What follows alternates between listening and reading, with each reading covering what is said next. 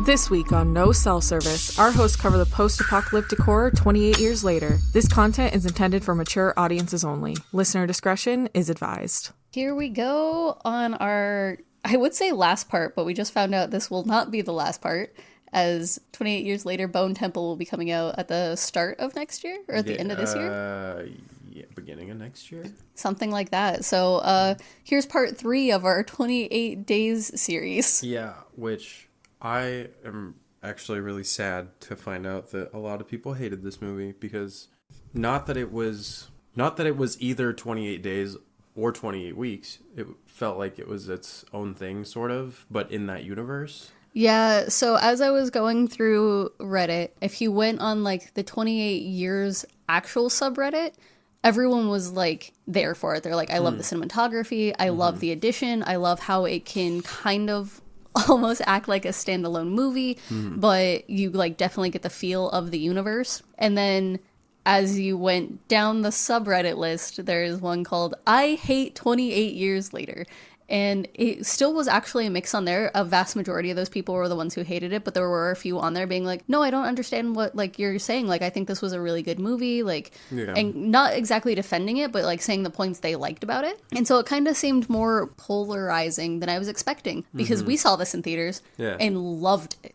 Yeah. And then this was my second watch through to do the notes. And I did see some things where I was like, oh, that's a little weird. Or like some things I didn't pick up with like the theatrical of being in a movie theater. But like, I still like this movie. Yeah. It's still a good movie. Rewatching it, so like from the very beginning, it's freaky. Like it's 28 days freaky, in my opinion. Like the beginning of this. Because like you start out and it's the Highlands of Scotland or something like that. The Scottish Highlands. Something along those lines, and you get the Teletubby opening. Yeah, it's the Teletubbies on TV, and then, like, it's all these kids sitting in this room, and they're kind of, like, they're not having a good time, but they're not, like, freaking out or anything. They're just sitting there watching TV, like, kind of uncomfortable, but, like, you can hear yelling and, like, a commotion happening outside of the house. You can hear clearly, like, a bunch of, like, adults talking, like, frantically outside, and then, like, one of them busts in bringing in a kid and, like, sits them down and she, like, goes up to the boy in there, and she's like, Jimmy, don't fucking move. Like, stay right here, you know? Yeah, and so it is interesting that I think Jimmy was the only boy. And I was like, gave me cult vibes right off the bat. And then they're all are also like blonde. And I was like, weird cult? Yeah, it's like a lot of people on this one compound. But so this movie retcons 28 weeks later. Yes. 28 weeks later didn't happen. And at the start of the movie, we are at the start of the timeline. Yeah. So I don't know if this is, and I don't think it's ever really explained either, whether or not this is a compound that existed before the outbreak, or if this is a compound because of the outbreak. Meaning, like, was this like a weird, because we see the father later, is this a weird Christian Catholic cult thing? Or is this survival of necessity due to the outbreak? I get you. So it's never really explained. The only reason I lean towards it being more of this was a compound beforehand is because nothing's boarded up. Nothing is like what we saw in 28 weeks where like the whole house was boarded up, things like that. Like nothing here suggests that they are... No, like this is all fresh. Yeah, so I don't know whether or not... I lean more towards it being a weird culty thing from beforehand, but that's because of shit that happens later. Yeah. But, you know, it's just a multi-story house with a bunch of families living in it, and you could say it's because of the outbreak. Yeah, so you essentially, like, have all these kids. After the parent comes in and, like, yells at Jimmy to, like, stay there, that's when all the kids start panicking. But then also, like, you almost immediately hear, like, a sort of, like, just a couple seconds of silence, and then all of a sudden, like, commotion, and then, like, shit just starts fucking, like, banging and going crazy. And 2 men bust in, and they are obviously infected, and start attacking all of the kids. Yeah, and fucking, Jimmy goes up to the door, and, like, Dad?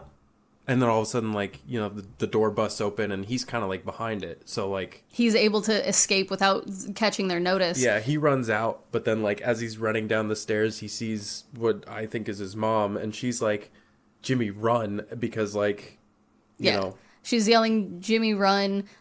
He's watching a bunch of people just get turned, which was Start also puking up blood. Yeah. You know, like the whole, like, just violent and, like, shaky, you like know. guerrilla style filmmaking of just the kind of like an homage to 28 Days Later, where like just chaos ensues and it's kind of Yes. more like shaky cam type style. And then we get an outside shot of Jimmy running to a church Yeah. where his dad is praying. Yeah, he's sitting in there praying, and Jimmy runs in and hugs his dad, and he's like, "What's happening? Like, they're all dead." And dad is weirdly like religious about the whole experience and is He's like, it's "They the don't- rapture. They're not dead. It's the Judgment Day. Yeah, it's Judgment Day, and like, yeah, and he gives Jimmy his cross. It's like this little golden cross on a chain, and He hides under there. It's like drainage or Yeah. something under the church because it's like an old like castle like stonework type Yeah. church, and so he like hides under the grates as all of these infected are running around now, including his father. yeah, they break in and they run up to his dad, and his dad's like, yeah, like screaming, happy about it.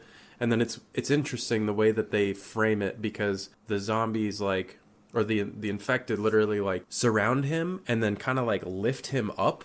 Yeah. And like, and they do it in a, like the way they film this scene. I love it because they like play into that like religious side of it a bit, where they like are lifting him up as he is like born again Yeah, as an infected. it's a very interesting styled scene, and I very much It's enjoy fucking it. cool. The thing that caught me, I didn't catch it the first time, but the thing I caught this time was he gives that necklace to Jimmy saying, keep this with you always.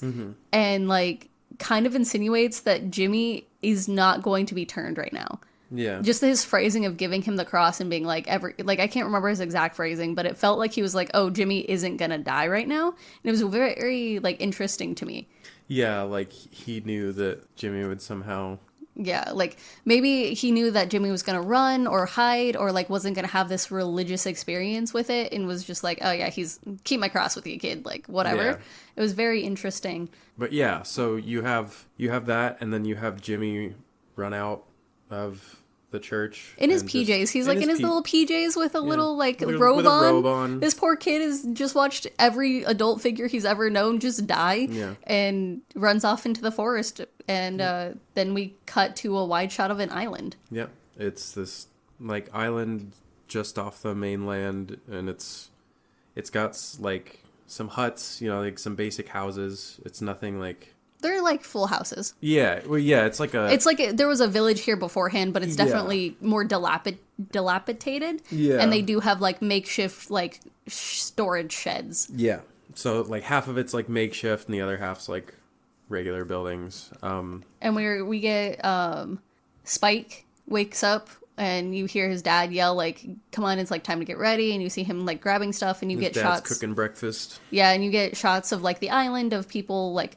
making arrows and like going to the supply shed, and you get like signs that say only take what you need and those kinds of things, and it kind of gives you an overview of life here on the island. Yeah, it's essentially like showing you they have established like their systems for like how they do things. It's like it's as if it's a medieval village almost, where like people have all their duties where they just like sit around and just do that all the time. You know, like that's just their thing. Yeah, exactly. And it's small enough like everyone knows each other. Yeah. And we'll see that here in a little bit. But then we go back into Spike's house, and Dad's cooking breakfast, and they get eggs and bacon, and you see Spike like he asks Spike if he has everything, like a water bottle and his knife and a torch and like all this kind of stuff. And then you hear a bunch of shit happen upstairs, and Dad kind of sighs and is like, no, eat your breakfast, like I got it. And they have a little fight over bacon, and it was pretty cute. But he goes upstairs, and you can see through a mirror that he kind of just like his whole body like collapses in on himself before he goes up these stairs. And like this is something that is a continuous, I don't want to call it a problem, but like something, whatever is happening with Mom is a continuous thing that is always happening. Yeah. And it seems like Dad is hitting the end of his rope with everything that is happening. Yeah, he goes up to check on Mom because she's the one making the commotion upstairs. You can tell that she's sick. Like, she's laying in bed, she's sweaty, like, And like her little freak out, and yeah, she has like a delusional type of freak out almost, and because Spike comes in and she asks him like, oh, like, you know, how was school or like something like that. And the dad's like, oh, Spike's not going to school today.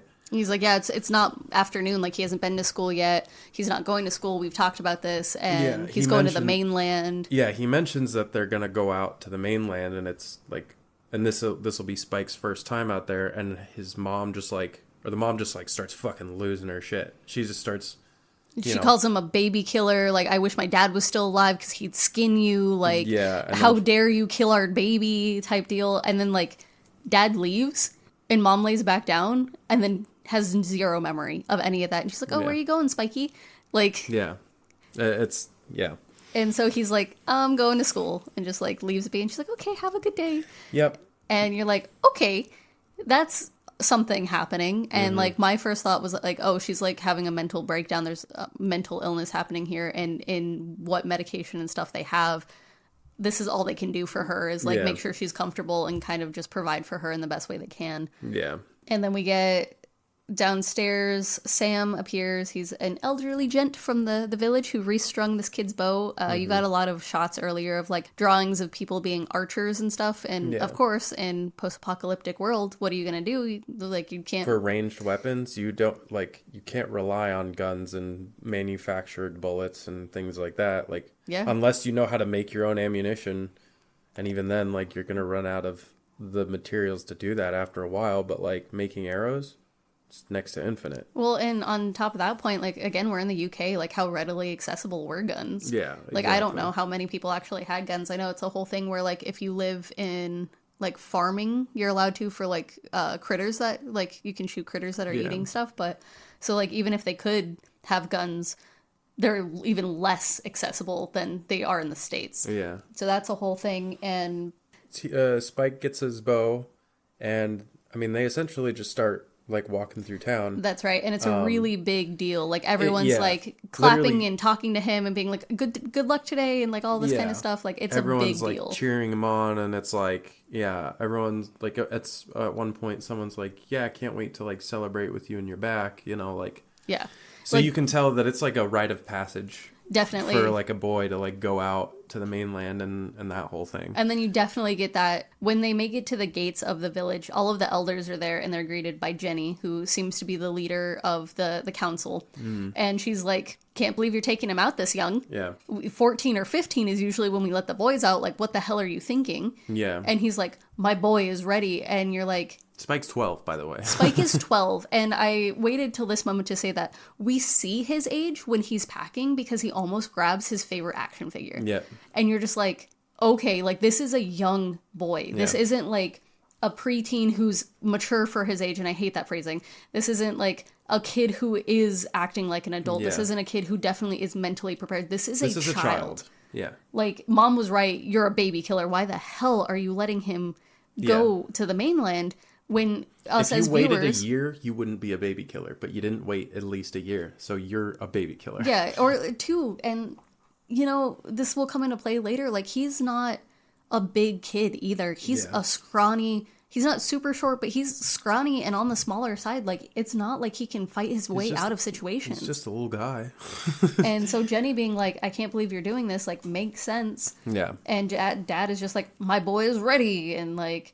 Yeah. I guess, and then we also learned, because this was something that other Redditors had an issue with, they are not allowed to do rescue parties. Once you go to the mainland, you are in the mainland, and if they know you're there, know you're in trouble, they can't help you. They will not help you. And Jenny's like, we lost too many people doing that to survive and keep our numbers. And that we will not help you. And it like cuts to there's like a bunch of, not gravestones, because it's just wooden crosses in the sand, but like, she's like, essentially signaling that those are markers of like people that they lost because they had to learn that lesson the hard way, essentially, by like, oh yeah, if someone goes out and someone sends a rescue party, you're probably just going to lose everyone. Yeah. Like, and so you get that right off the bat, and you're like, oh my God, why is he taking his son even more now? Like, what is the rush? If everyone, like, what's 2 years? Like, this kid can train more. He can be better prepared. Like, it's really weird, and I don't know, like, my thought process at this point in the movie, I was like, maybe the dad just needs to get out.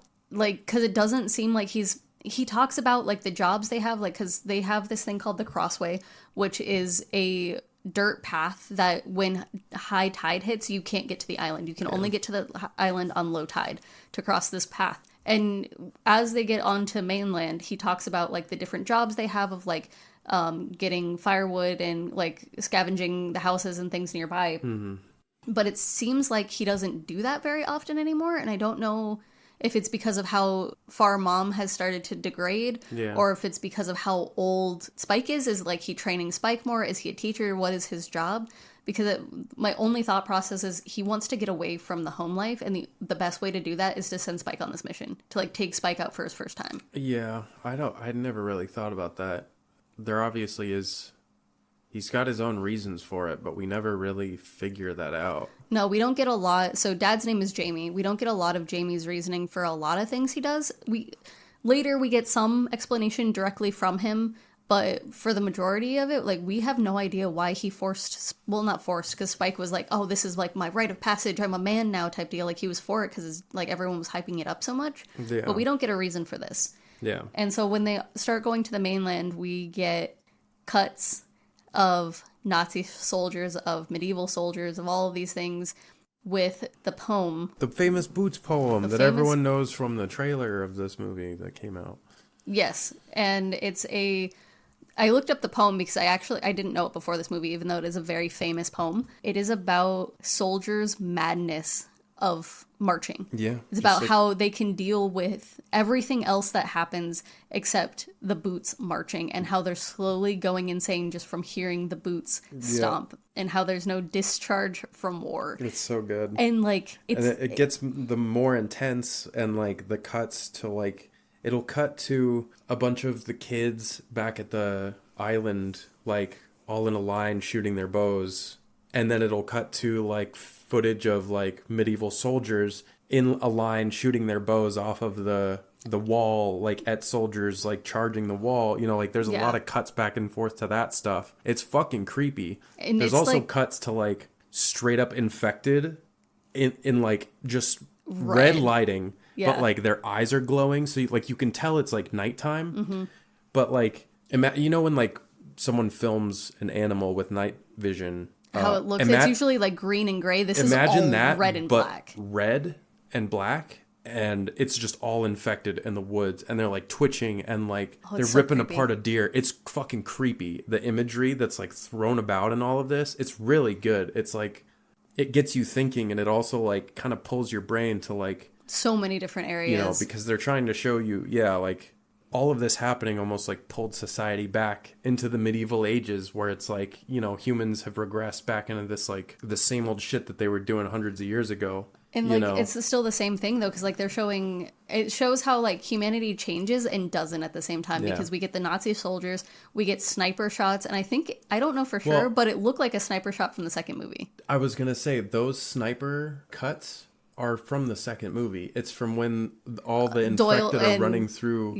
Yeah, and Doyle's watching everything fucking go to shit. That's literally what those are from. Yeah, so you get like all the way up until that movie that didn't happen in this universe, but you get like new style soldiers all the way back to archery soldiers, and how like, humanity changes, but it doesn't at its core, and how like just how those soldiers were trained, these kids are getting trained to just attack the enemy. And it gives this weird, like, who's a real monster type vibe. It's wild. And it sparks in your brain, like, oh, it makes sense that people are, like, celebrating. Because back in the day, like, men would celebrate going off into their, like, winning their first battle. Or, like, winning their first battle, getting their first kill. And that's what they call it here, like, is him getting his first kill. Going off on a hunt. Yeah. You know, and, like, killing his first boar and bringing it back to feed the village. And then, you know, we'll continue with this, but like, just picture a lot of that imagery. We get and it's so creepy because it's like the original recording with like the creepy crackles and like the weird music, and it gave me such heebie-jeebies, especially in the theater with that surround sound. It's so good. In the cinematography of this damn movie is so beautiful. And I looked up, because, you know, he filmed all scenes with iPhones. Did you look up the rig he used? The bullet rig? Holy shit. It's like 15 iPhones lined up in a I've seen semicircle. a picture of it. So but- that, Oh my and they're God, all yeah. iPhones. So when he specifically did it for the violent scenes, and we'll get to it, but like it's insane. So we actually, after there's all this like flashing of images between Jamie and Spike walking through the woods, and then like all that imagery, they come up on this slow-lo. Yeah, it's a slow-lo. It's like this fat, gray, bald, infected that's just like crawling on the ground. It seems to survive off of like grubs, like Yeah, worms. it like and crawls up to like a worm and like rips it, it out of the like- ground and starts eating it. He And eats it like pasta. It's a very yeah, visceral it's scene. gross, and also the sound effects for that too Are also very disgusting. gross. Yeah. But Jamie tells Spike like, "Hey, like, you know, get your bow ready. Like, this will be it. You know." This one's yours. Anything that else comes up, like I'll take care of it. Focus on your kill type deal. Yeah. And my question with the slow-los is like, how do they keep that weight on them? I mean, if they're just crawling around eating worms all day. I guess. Because, I mean, yeah, you think about, like, yeah, if you eat one worm here and there, but, like, if you're just literally crawling around eating worms 24/7, I feel like you'd get fat eventually.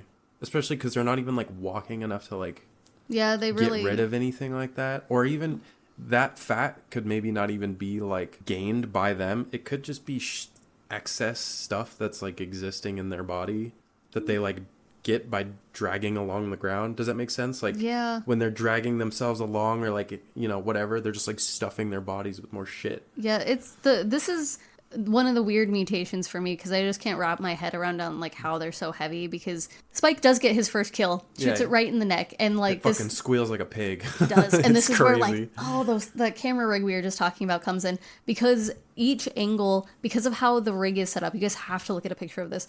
The way the rig is set up, you have 180 degrees of a shot. Yeah. And minute angles that you can just change from. And so it like slow-mos at one shot and then it'll like curve around and you can see the entire shot just like, and Yeah, I looked so- up an interview with the director and he's like, I wanted to break the two-dimensional view we see in movies. And he's like, one day maybe we'll do it better. But he's like, you just get to see the shot from so many different angles. And Yeah. it's the same shot because they didn't have to keep shooting Yeah. the same scene over and over again with this camera rig. Yeah, so you literally see like all the actors are in the same place, like everything's in the same place, and like the only difference is you get to actually like see the entry and the exit point of the arrow, you know what I mean? Or like Just the blood splatter and everything all at once. yeah, you get to see like the depth of the blood splatter from out the back of their head because like when it pans around from like the left ear to the right ear, it just like gives you that extra dimension. It's fucking sick. It's so cool. He's so cool of a director to even come up with that idea. Yeah. But yeah, so as this thing is squealing and blood spurting out of its neck, Jamie's like laughing and celebrating, but then like Another one comes up. another one is crawling up behind them and he doesn't notice until it's like really close, and then he Fires an arrow off. fires an arrow off. And we get a TPK of this entire slow-lo family because there's the one Spike killed, the one Jamie killed, there's another one Jamie kills, and then there's like a slow-lo baby. Yeah, but they don't kill that one. It just No, because Spike is not mature enough to handle the situation and screams at his dad when he's about to shoot it. Like Yeah. it's a real baby. And but this it's like a little gray zombie baby. It's just like it's bald, it's gray, it doesn't look human at all. you're like, "Oh, this was just a family that was just like hanging out." Yeah.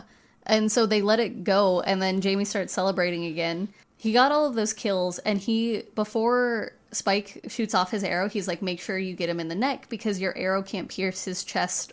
Your arrow's not strong enough for his chest. Make sure you go for the neck. Yeah. Because their whole thing they're trained for as kids is Heart and head. heart and head. And when Jamie shoots off his arrow, he fucking right through the chest. And I'm like, what is your draw strength? Holy shit. Because it just like pierces him straight through the chest. And I was like, ooh, he ain't a guy I want to Yeah. mess with. But there's a really big juxtaposition here of how Spike does not feel good about this kill. You can see Yeah. it on his face. Like, it hits him hard for his first kill versus Jamie, who's like celebrating and doesn't even bat an eye at Yeah. any of this. Like, a little later, Jamie grew up in the old world. He's old. He's a dad. He's, I don't know, 40, 50 maybe. And it's only been 28 years later. So, like, Yeah. his entire childhood and his young adult life was in the old world, as they Yeah, call like it. normal. And then, like, him already being an adult in this world and having to, like, just roll with the punches. And like we see, especially with dads, we see them just be like, I have to do whatever I need to do for my family. And usually in action movies, right, we get the dads. Spike is 12, so at least for the past 12 years he's been like, I will do whatever it takes for my family, and you just compartmentalize that shit. Like, yeah. And we get a little later that like he enjoys killing them. Yeah. And so that's a little weird, but like obviously Spike doesn't feel good about killing things. He doesn't enjoy a lot of this, except he enjoys, I think, the attention he's getting from his dad. Yeah. Yeah, it's a very like, it's a double-edged sword for sure, because like, I mean, they finish up with that and they end up coming up to like a house. Or, well, they come up to like this field and there's like a shit ton of deer, like a whole like giant ass fucking herd of deer running through. They're like, oh, like, whatever. And then they find this house and they go through the front door and then they hear like some noises. And so, you know, Jamie draws his bow and they walk into like this back room and there's this dude hanging upside down with a bag over his head.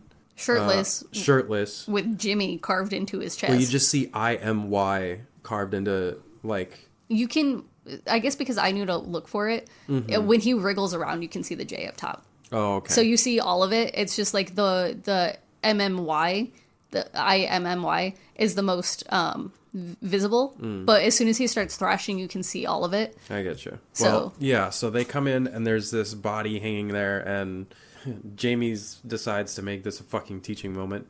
I mean, what else are you going to do? The guy was infected. Yes, no, 100%. And I mean, like, everything that he was saying is true. It's just like, you know, he's sitting there telling Spike, like, what does this mean? And he's essentially saying, like, there are fucking crazy people on the mainland. They roam around and they do whatever the fuck they want. Or, you know, like, you know, he's just, like, teaching Spike, like, you know, warning him about shit. He's also using it as kind of like exposure therapy to get Spike really easy kills to get used to the feeling of killing, right? Because his first was a slow-low. This one would probably be a fast one, but he's hanging upside down, like, kill him. And the entire time, this thing is thrashing, and Jamie's like, kill him. And Spike is taking forever, and Jamie's like, what are you doing? Kill him. And by all of the thrashing and stuff, the thing falls, and Jamie thinks he's gonna have to kill it because it takes freaking Spike so long to actually do it. Yeah. And then they like scavenge around, and he's also using this as a teaching moment to be like, hey, always scavenge no matter what. No matter how many times it's been picked through, like, you look through as well. Like, don't skip over anything. This just like, this really shows you how, again, like, we see scene after scene after scene of how young Spike is. He's not prepared mentally to be out here. Whether or not he's prepared physically doesn't matter. His mental state is not here enough. Like, he is not old enough to be doing this. No, he's a fucking child. He's struggling with all of it. Yep, and then we get more mash cuts of the kids back at the island learning to do archery with like medieval archers firing off their arrows. They leave that house and they start tracking the blood trail. Yeah, they start tracking a blood trail, and they actually come up on, they're like walking through the woods. Spike spots it, and there's a fucking elk head just hanging in the tree with like half of its spine just like still connected. Yeah, they come across the body, and they come across the body and is mostly eaten, and the only thing that's left is the intestines. And Jamie's like, yes, that smell, it's the intestines. I kind of like it. And you're just like, you weirdo, what the hell? Yeah. And then they look over across Spike finds the head, and Jamie's like, oh my god, that's an alpha. That's an alpha. We need to go. Yeah, and this is where you find out, like, oh god, like, they're smart. And he's like, yeah, no, they're bigger, they're smarter, they're faster. And you're like, oh, cool. And he's like, and we're not gonna fight it. Yeah. And so they are running fast, low but fast, trying to keep their eyes out, trying not to attract attention to themselves. Yeah. They're like, time to make our way back to... Well, we also get another red scene of watching the alpha do, like, rip the head off, so we know for sure it is the alpha. Yeah. And everyone talks about the giant dick in this movie. And the first time I watched it, I was like, what dick are you talking about? Like, I saw no dick. And so when we came home and our wives were asking us about it, I was like, I don't know, I guess it was tasteful dick, because I didn't see anything. And this time I was like, you know what? I'm gonna pay attention to this baby arm of a schlong flapping around. And I finally saw it. And I was like, I mean, yeah, that's like a Pringles can. Like, Yeah. Boy be sporting something. I mean, like, I get, like, if I was packing like that, I wouldn't be afraid to act naked in a movie that millions of people would see. Yeah. You know? Anyways. So I just had a note on this because, yeah. No, you're good. So, yeah, we do get to see, like, the red night vision where he rips the elk's head off and stuffs it in the tree. But, yeah, so they're like, Jamie's like, yeah, let's fucking get out of here, you know? And they end up, like, getting out into this open field, and as they, like, look up towards the hill, there's this lone tree, and they see a single infected just, like, crest over the hill. And I love this shot because, like, you can't see the face or, like, any discernible features other than just the silhouette. So you see the hair and the arms and the legs. Right. And you see it just, like, shamble up, and then it, like, stops, but it, like, violently stops. So, like... It's like a jerky stop. Yeah, so, like, its legs stopped moving, but its arms wanted to keep going, so it, like, fucking, like, you know, thrashes, and, like, it's very violent. All of a sudden, it cuts back to Jamie and Spike for a second, and then it cuts back to the top of the hill, and then you see, like, 12 more just crest over the hill, too, and you're like, oh, shit. Oh, my God. And then, like, Jamie's like, don't fucking move. Like, stand super fucking still. You see a bigger one crest over the hill. Oh, yeah. And stop. And Jamie's like, oh, fuck, it's the alpha. Run. He's like, just fucking run. Go for the tree line. They start booking it. And, of course, all of a sudden, all the silhouettes start booking it, which we've talked about this on a previous episode.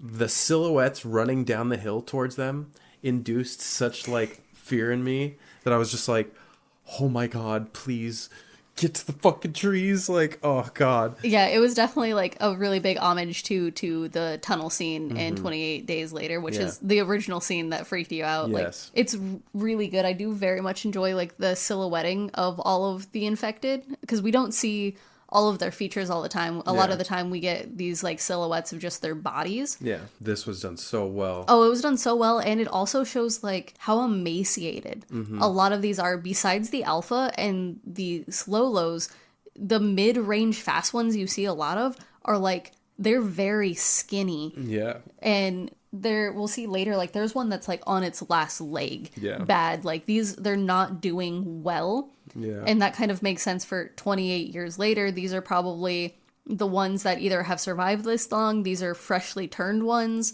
of, like, because they talk about how there are other little villages scattered around mainland, and they just stay away from them because, like, they have no need to interact with each other. And we've seen enough apocalyptic stories where people steal each other's shit, and they rape and pillage and, like, do the thing, and it's just better to keep away. Like, there's no reason to interact with each other unless you have to, and they don't have to, so they're not gonna. They get chased, and then they're chasing through the forest, and then Jamie's trying to teach Spike how to do, like, I get the first one, you get the second one type deal of, like, picking off targets and choosing targets, and Spike chokes. He can't do it under pressure. Spike keeps missing and just, like, keeps fucking missing. They end up actually getting back to that house that they found before, and they make it upstairs, and they crawl in the attic just before... horde, like... I mean, the infected do get into the house, and, like, literally, like, last second, like, they get up into the attic, and it's cool because, like, the camera cuts, and it's, like, looking down from inside the attic through, like, the missing floorboards, and you see, like, the infected, like, shambling through the bedroom and, like, squealing, like, looking for them. It's like rats. Yeah, and they look out this, like, hole in the wall and see that the alpha is just fucking standing there at the top of the hill still. Just watching. Just, like, watching, like, waiting for them. And so, you know, they make the decision that, like, oh, like, they just gotta wait it out, too, because... There's no way they're outsmarting that fucking alpha. Yeah, and they also, at this point, ran out of arrows because as they were running, Jamie was picking some off to, like, make sure they were far enough away. Yeah. And he's like, he talks about how he said it took, like, more than 12 arrows to just slow down an alpha. Yeah. And so he's like, we're not doing anything about this. I guess we're staying here. Yep. And Spike is like, oh, we're going to miss low tide. And he's like, there'll be another one. Like, don't worry about it. Like, let's just try to get some rest here. Yeah. And this, like, with the whole alpha dynamic now coming in, it really makes them seem more like creatures versus humans, right? Because you have your alpha that, like, especially in that pack scene where they're like running, they didn't really do anything until the alpha was there. Until he started screaming. Exactly. And so it kind of gives it this way bigger like pack mentality, especially with that whole deer scene of like the alpha's going to take care of you if you take care of him type deal, right? Yeah. And it gives it like this more monstrosity, beastly quality to the infected versus like this kind of more human-esque that we've seen from the past ones. And I wonder if that's where a lot of like the criticism comes in of like, instead of humanizing the infected, we're seeing more of like beastly forms of them. But I think that's the best way to do it, because you can't humanize nature. You know what I mean? Yeah. Like our version of humanizing, we can't do that to like what the director is trying to portray as like brutal, raw, like natural force, such as a virus. You know what I mean? Like the rage virus itself. Like I think he's trying to like instill such a heavy like, no, nature is like, no matter if we're humans or not, we are still fucking animals at the end of the day. Well, and they did, like, I watched a short interview with the director and writer, and they were talking about, like, you have to think about, it's 28 years later. How does this stuff evolve? How does it move forward? How did these things survive? How does it devolve humanity? That like, too, right? Like, if it strips away your humanity 8 seconds after becoming infected, then how does that humanity like fall further from itself like as time goes on? Well, even in 28 Days Later, we see it with the military group of how easy they were, like how quickly they devolved into, we just want to fuck women because that's what we're meant to do. Yeah. Like, so yeah, the de-evolution of humanity versus the evolution of a virus, I think was portrayed pretty well. Like, yeah, me too. I'm still a little confused on how like the rage virus makes the alphas, and like obviously we're following characters who also don't know, so we don't really get we get a half-assed attempt later in the movie of like kind of describe it, but it's just like that's the only real thing I have like not a gripe with, but like I have zero grasp on how this became like an alpha enhancing rage virus. Yeah, no, and I get that. I do wonder if, because like I think, and this is just my theory, but like rage is more often than not attested to like levels of testosterone, right? Right. And if you have a man with like insanely high levels of testosterone naturally, which there are plenty of guys out there in the world like that. Right. And then you give them a virus which maybe accelerates that, or like maybe the rage virus itself induces like increased levels of testosterone to attribute to that anger or that rage. Like, so are we thinking that alphas were like already very big, like intense men that like then just got infected with rage and became alphas? Yeah, I guess that makes sense. In my head, it was like a person got the rage virus and then turned into an alpha. Wasn't like a already big scary man that then got the rage virus. But that, I think that makes more sense under that line of thinking. Because, like, it's not like the virus picks and chooses who to evolve. You know what I mean? Right. It's more of, like, how does the virus affect certain people, like, with different, you know... hormone levels. And different hormone levels, or, like, you know... Or already health issues, or like what we saw in the second one, even though that was retcon, like genetic disorders already, like how a cure might have been linked to the gene mutation for heterochromia. Yeah. Right. Like, so I mean, yeah, I guess that makes more sense. I think I was just thinking to a surface level about it. Yeah. Well, I mean, it's fun to think deeper when it comes to stuff like that. Like, I'd like for my theory to be correct because that makes the most sense. But like, I don't know. At the end of the day, there's just alphas in the movie, and that's just part of the plot, I guess. So they're there. Like, it's also part of the fun, right? And like that's one of the things why we have the podcast, right? Is us delving into fan theories and theories about how these things are. And I really do like it when a creator of a type of media is like, go wild. Like there's no right or wrong answer. What do you think, right? Oh, 100%. And I thoroughly enjoy that. And I think that's maybe we'll see, because we are expecting more movies to come out of this. Maybe it'll be explained a little bit more, especially because Bone Temple is following our dear doctor. Yes. Maybe we'll see a little bit more of that. But We'll talk about it when we get to it. Which, yeah, so that leads me back to them being in the attic. And now, we get the red dream sequences. Well, so before that, there's a couple things that happen. One, they see smoke off in the distance. Mm-hmm. And Spike asks, like, what the hell? Like, there's, like, flames over there. Like, there's light and, like, smoke. He's like, is there a village over there? And his dad's like, oh, I don't know. Like, we don't... His dad says, that's definitely not a village. And Spike is like, what is it? And he's like, I don't know. I've never been there. Yeah. And he literally, like, backtracks so hard Yeah. with, like, it's not a village, but I don't know what it is. I don't know what you're talking about. And then Spike falls asleep, but then Jamie wakes him up because he sees a boat.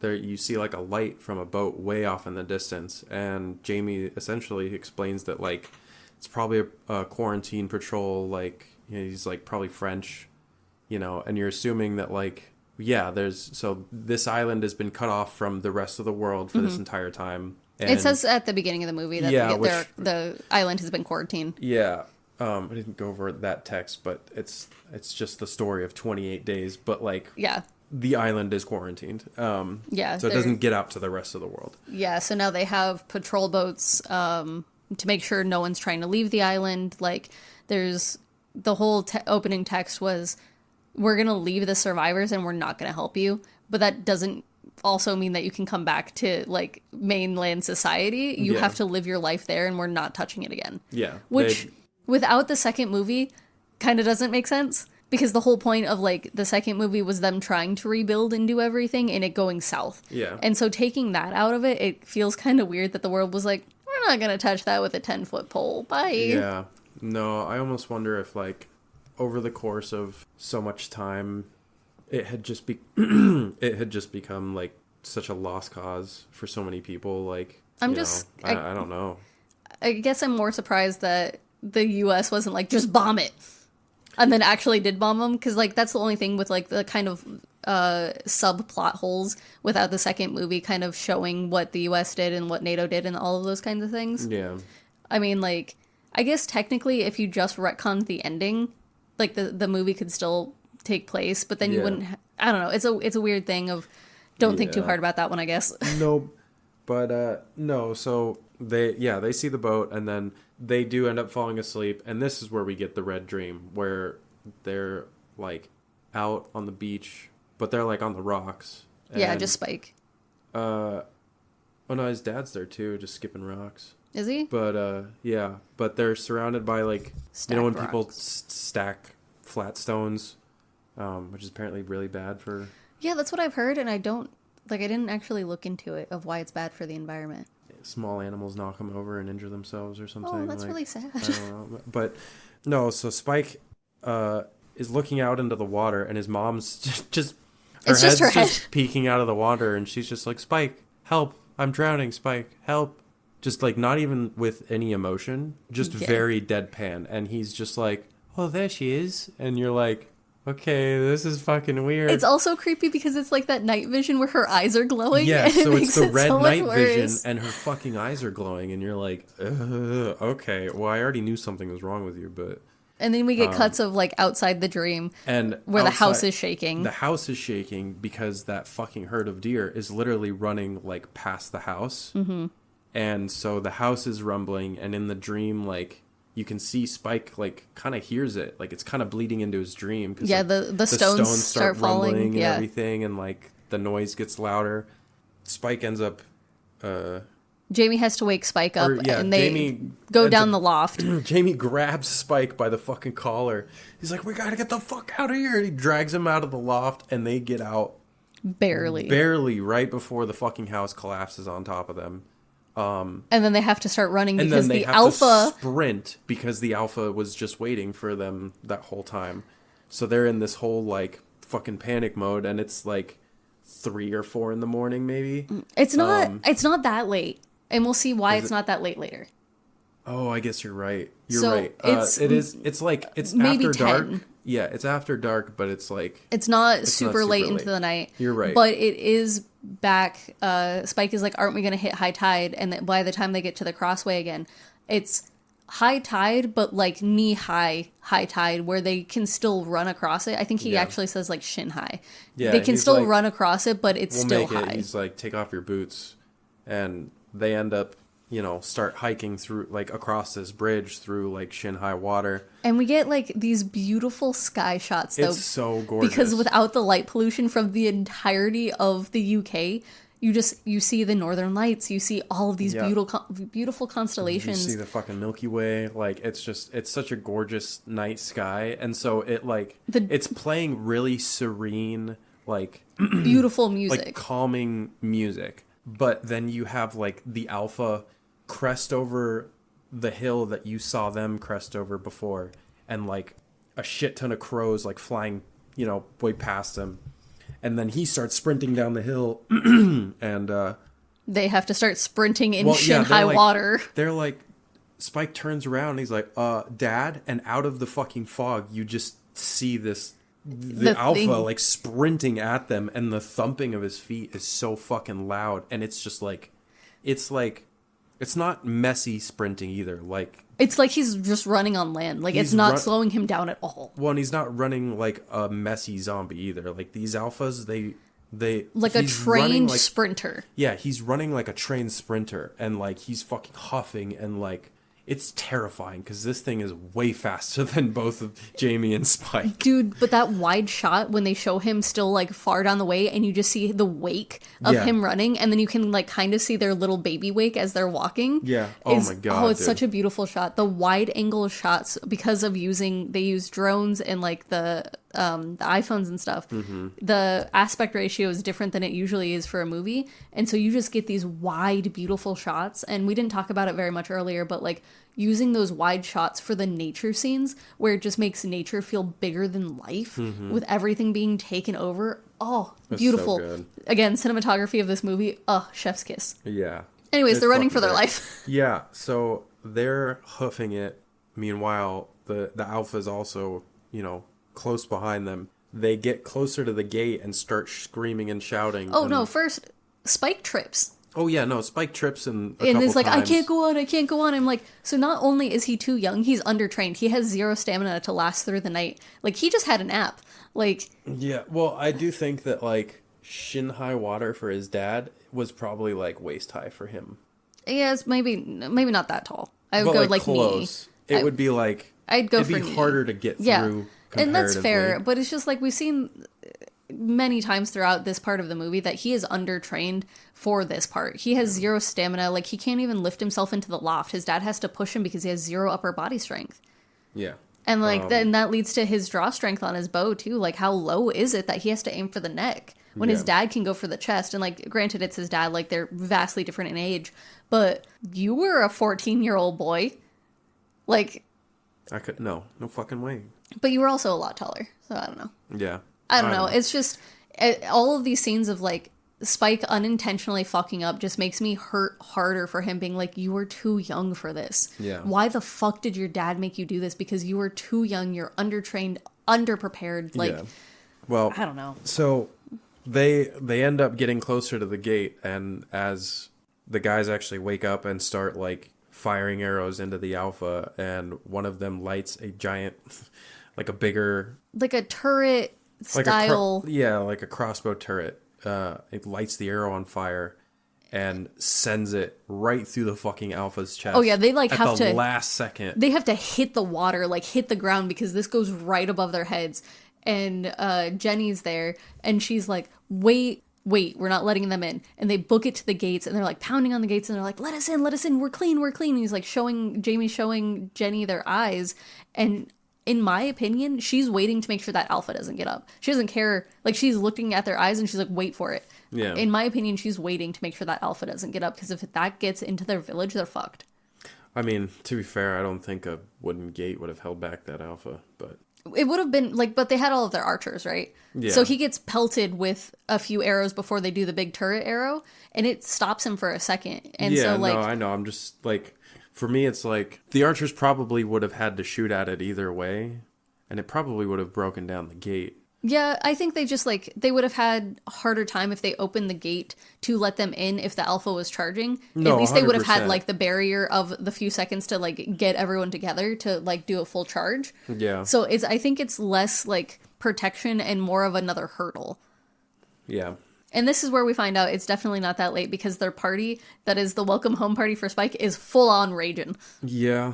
Cuts to the party and everyone's dancing and, you know, playing music. And again, it's like a medieval party where they like would celebrate after the end of a hunt and like everyone gets drunk, even the children. Yeah.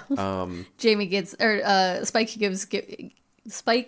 gets given a few drinks and he does not like the taste of it. And Jamie exaggerates their hunting skills and specifically Spike's hunting skills, and he nicknames him the Giant Slayer. Yeah, basically lies Or to the giant whole killer. village about saying that like Spike killed all these zombies. He doesn't like, he exaggerates a bit, but like he just makes the conditions they were in worse, right? He talks about like, oh, we were in a field and the wind and blah blah blah and right through the neck, and it's like, not wrong. Spike did get him through the neck, but it was like, it was a slow low and it wasn't across the field, and like, he's just exaggerating the parts, and Spike doesn't fully understand, and he's like, no, I kept missing. He's like, humble Spike, look at him being so humble. He doesn't want to brag about his kills, and he seems like a proud dad trying to make sure his son doesn't feel guilt about doing what he did, because Spike like has a mini breakdown about not being able to shoot and how much he missed and those kinds of things while they were in the house. Yeah. And so I think it's part him trying to come off as like the best dad ever and like, look how cool my son is,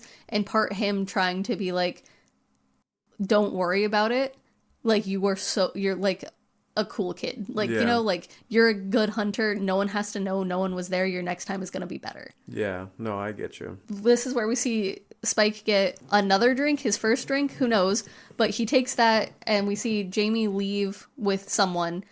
Spike wanders outside to throw up, and then he catches a glimpse of his dad like getting pulled down, and he follows his dad and blah blah blah, and they're like in an alleyway, and his dad is like going to town on some girl, and like definitely cheating on his mom. And this is like his dad lying about the story was like the first cracks in like never meet your heroes, right? Like he put his dad up on this pedestal, and these are the first little cracks he's saying of like, why is my dad doing this? This is so weird. And this is like what almost makes it crumble entirely, is watching his dad cheat on his mom. Yep. And so it's depressing. It's not great. And so he goes home, and Sam was there watching his mom, and he tells Sam the real story and talks to him about the fire.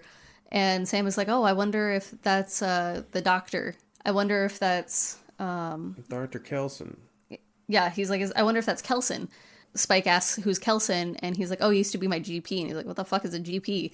He's like, oh, that's the doctor. And he's like, oh, yeah, my dad. He like says his dad wouldn't talk about it or something. He's like, oh, he probably just doesn't want to spook you. If he doesn't want to talk about it, I won't talk about it. And he's like, but he's a doctor. And like, this is where we kind of see Spike's. He's like, Dad told me there were no more doctors. Why does Dad just lie all the fucking time? Yeah. Yeah, we see Spike questioning all of this and like pulling a lot of information out of Sam as far as like the fire and all that. And then, is it the next morning? Yeah, so he has this whole line before he sends Sam on his way, because he's like, Sam tells him to go enjoy the rest of his party, and he's like, no, like, I'll look after her now. And it's like this weird, you kind of get the vibe that he's kind of like trying to be the man of the house now. Mm-hmm. And you get that a little bit more in the next few scenes, but like right here, you can kind of see him be like just the phrasing he used to be like, I've got my mom. I'll take care of her now. Like, you don't need to do this. Mm. The next morning, Jamie comes in because Spike goes and lays in bed with his mom, Isla. And Jamie comes in and lays between them and is like, oh my God, it's a rough night. Where were you, kid? Like, what, blah, blah, blah. And they're like, you look like you got dragged through a hedge. And he's like, for all I know, I did. Woke up in a wheat field. Yeah. And he's trying to just like be normal about it. And Spike is not having it at all. He, gets up and like leaves the bedroom, and Jamie is like, I guess I'll make breakfast. Goes downstairs, start making breakfast. Spike starts questioning Jamie pretty much immediately. He's like, why did you lie about the doctor? Why did you lie about the doctor? And he's like, what doctor? And he's like, the fire. Like, why didn't you tell me that you've been there? And he's like, well, you know, he starts telling him like he ends up telling him the story of like how he met how Dr. he actually Coulson. did, and he like him and his party like They were foraging in the forest, and they smelled death from like quite a distance away, and so they were like, what the fuck? And so they go to like investigate, and they look, and below this field there's like hundreds of bodies just all lined up in neat rows. Yeah, in rows. With and then a fire burning. Yeah. And Kelson is there dressed as a doctor, like in scrubs with a face mask on, and they look down at him, and he just like waves like it's a casual Tuesday, saying hi. And they're like, we knew then he was insane, and we never foraged again. Yeah, we never went that way again. Like, and if you know anything about like natural disasters that happen, like the doctor was burning the bodies because he couldn't give them a proper burial. Like, this wasn't an insane thing to do. Like, as soon as I saw the bodies lined up in neat little rows, I was like, oh man, like this is his way of giving them a proper burial. Yeah. But no, Jamie took it as this guy's fucking insane. So he's like, I can't remember what he tells Spike besides like, yeah, like he's fucking crazy, like don't go out there. Yeah, and you kind of get the sense that Jamie might know what's wrong with Isla, because Spike starts like being like, well, he's a doctor, like why don't you want to help mom? Like, I think he says something about like, do you want to see her die? And Jamie slaps him across the face. Yeah. No, he says like, do you want mom to die? And then he's like, if mom dies, are you gonna be with Rosie? And that's when he fucking slaps him. That's right, yeah. He's like, watch your fucking mouth. And so Spike runs upstairs, and Jamie tries to come in because mom is like she's like having a fever, like a little bit of I don't know what else to call it, but like a fit. She's having like a little spasm or something, and Jamie walks up and is like, oh, should I get some water? And Spike shoves him out of the room and is like, stay the fuck away from us, blah, blah, blah, and like pulls his knife out, and his dad just like grabs his wrist and like easily takes the knife from him, and then like closes it because it's a pocket knife, hands it back to him, and it's just like stands there. I will say it's a fucked up scene because he takes the pocket knife away and then like closes it, and in his like the fist that he has the pocket knife in, as he's handing it back to Spike, he's like shaking. He's holding it so tightly. He's like shaking so hard, like he's trying not to lose his fucking shit. Mm-hmm. He gives Spike the knife back and then like walks down the stairs. But as he walks down the stairs, he punches a fucking hole in the wall. Yeah, he hits the top of the stairwell like twice because Spike's like, just please leave us alone. So he fucking hits the wall and leaves. I think I might, and like I might get some flack for this, I think I feel for Jamie a bit more than other people might. Just because once we do find out what's wrong with Isla, and if he knew what was wrong with Isla, I can understand how... That's such an we'll get to that later once we like... It's never okay to hate your kid like this. No. And his anger issues are off the fucking charts, but I feel for him once we kind of get the full story of what's going on, and I feel for him, and we'll get to it later. Yeah. But we get to Spike outside. He essentially he goes over to, well, I can't, does it show that it doesn't really show him like prepping or anything? No, so it's literally just like he goes over to the fucking like storage shed. Yeah, he goes over to the storage shed, and you wonder if it's to like get supplies for mom or do something, and then the next cut is him running up to the watchtower telling everyone that there's a fire and that they need all men on deck, like go, and the guy who usually runs the siren is like, I can't leave the siren, and Spike is like, that's why I'm here, I will run it, they need you, they need all hands on deck. And he's like, you watch the horizon, and if anything happens, you do the siren. Spike pretends like he's about to, and then like runs off. Yep. And gets mom, and they sneak off the island. He goes and grabs mom, they sneak off the island, and then the next time Isla like really comes to, they're like on top of the same hill that we've seen before, and she's like, what the fuck? Like, where are we? And Spike's like, no, we're on the mainland, like I'm taking you to a doctor, and she like starts freaking out. She's like, we have to go back to your dad, like so. We can't be here. And then he's like, it's high tide, we can't go back. Yeah. But like this also, I keep saying this shows his age so much. He set the supply barn on fire. Are you fucking kidding me? That's all of their supplies that had their medical stuff in there that could have caused a bigger fire because you watched them start putting it out with buckets of water. He just put the entire village in danger, so much danger, and has zero qualms about it. Yeah. He doesn't realize the consequences of his actions and what it could have done to the village because he's 12. Yeah. All he's thinking about is his ma. I think I might be a little more harsh on him than other people too because I hate boy main characters, like boy characters, like teenage, like young adult, like 12-year-old boy characters. Like, I hate Percy Jackson for a very long time. I hate Kip in the Lightbringer series for a very long time. I just hate... Is it just because they're dumb? Yes. I can't handle their fucking stupidity. And I'm just like, shut the fuck up and do the thing. Children are stupid. Like, at the end of the day... I might be biased. I mean, when we were 12... I don't think, I think, I don't know, maybe it's just me, but I think everyone's pretty fucking stupid at 12. I fully agree with you. Everyone is an idiot at 12, but let's use Percy Jackson as the example. One of the part that bugs me so much is he's told to stop saying the gods' names because names have power, and he's like, well, why? Why should I stop saying the names? They're like, because names have fucking power and just do what I say for 10 seconds so we don't get murdered, right? And then this kid is like, his dad's like, that man is crazy, please don't go. And he's like, but he's a doctor and he can't help mom, so I should just do it. Like, I think part of it, though, is like, he assumes his dad's a fucking liar because that's what, like, a lot of that had, like, built up to be, you know, and, like, what caused half of what caused him to want to leave with his mom in the first place. He's like, he probably is an actual doctor. Well, like, he believes Sam, right? Because Sam actually told him, like, oh, no, he was my, like, GP, you know? Yeah.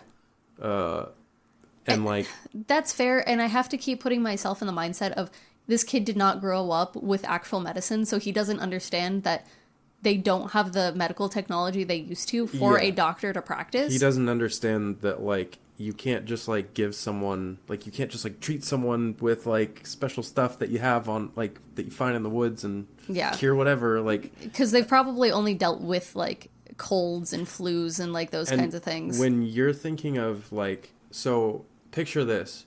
You grow up on a tiny island for your entire life, and then all of a sudden you're shown the mainland, which is this ever-expansive, never-ending, like...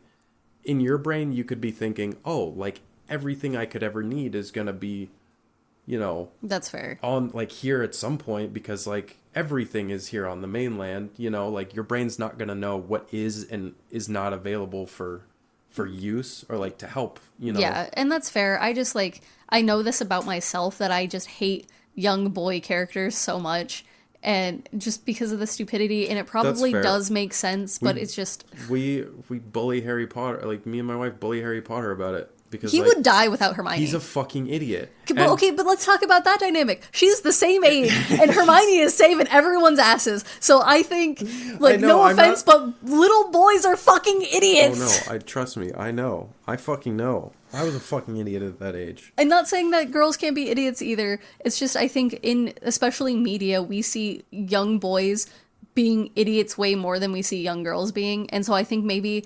No offense to the characters, I think maybe it's just a trope I'm sick of. Oh, yeah, that's fair. When it comes to Spike, I think for him, it's also like the most important thing to him is his mom. So I think that at the end of the day, like, if he has any shot, if that's his only shot, then he's gonna fucking take it. That's fair. You know, I just wish he would have found a different way to get her off the island than putting your entire village at risk. My thought is, like, if he just lit, like, a lamppost on fire, you wouldn't need that many people to go help put it out. But, like, if you set someone's house on fire, like, I don't know. Yeah. Like... I understand the thought process, and like, I understand... That's urgent, so you need a lot of people there right away to get it done immediately. And, like, you know, like, that's an all-hands-on-deck kind of emergency, whereas, like... And he's not wrong in thinking that is the type of emergency he needed to get... For a 12-year-old, that's... decent enough thinking. Yeah, and it's not Jimmy Neutron, but, like, you know. And not thinking about the consequences. It just drives me insane how often he puts other people's lives in danger because he is so young. Yeah. And, like, that's the whole point, right? Is he's young. We're watching a coming of age story in this 12-year-old boy. And that's the whole point. And I think it's just a trope I'm not a fan of. And so I'm harsher on these characters than I maybe should be. That's fair. But we get him and his mom traveling, and like as they're traveling, we get like a little cute montage of them traveling, like we've seen in the other movies, of just like, you know, scenes and things. His poor mom, because she has been bedridden for how long, and like Sam makes a comment saying like, oh, she was up and about and like she's really good when she's not having a fit, and I don't believe him at all, because we've never seen her out of bed. And so this woman, who knows how long it's been since she's gotten up, and has to walk the mainland. Yeah. Like, that's a lot. It's a lot.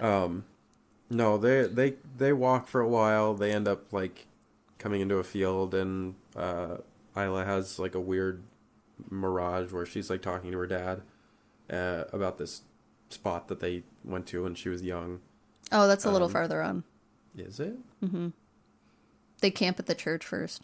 Or not the church. They camp at the ruins, and they see another slow-lo. Yeah, they camp at the ruins. So they go like stay the night at these ruins, and as they're sleeping, you get this view of one of the fat ones crawling slowly towards Spike, who is supposed to be keeping watch, but he's a 12-year-old, so he fell asleep. Yeah. It crawls all the way up to them, starts eating his shoelace, thinking it's a worm, which was funny to me. I love that like little that's callback. So funny that they like actively go for worms still. But then like it looks up and like starts going up towards Spike, and like right as it gets close to his face, it gets yanked away, and then all of a sudden it cuts to like Spike jolts awake, and he's leaning on his mom. Yeah, and it's morning time, and he's like, what the fuck? Like, what happened? And Isla's like, I don't know. But then it pretty much immediately cuts to the night before, and it's literally Isla wrapping with a tarp, with like a tarp or a jacket or something, wrapping it over the zombie's face, and then smashing its head against the wall multiple times repeatedly. And Spike doesn't wake up to this. No, and then it just like cuts back, and Isla's just like staring off as if like. And it's hard to tell if she doesn't actually remember, or if she does, or if she's trying to just be like, I'm just gonna forget about this. Yeah, because I don't want you to be freaked out. Yeah, like, yeah. It's hard to tell with her. I really love the actress who plays Isla. Mm-hmm. I think she does a fantastic job. Agreed. Yeah, she does a very good. Oh, and delusional.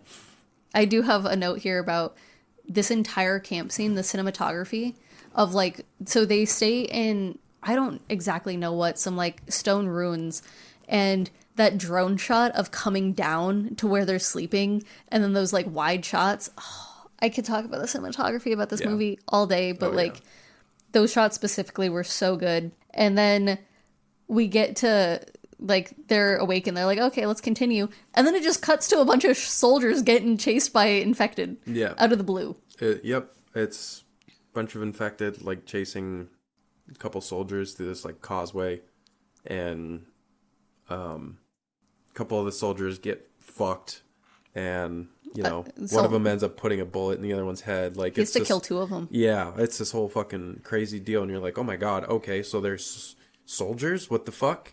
They're wasting so much ammo. By the way, these guys are not trained to shoot anything. Yeah, they waste a bunch of ammo fighting off these infected, and they get to like a subway entrance, or not even a. It's like a sewer, not a sewer, but like those drainage type, like what are they called?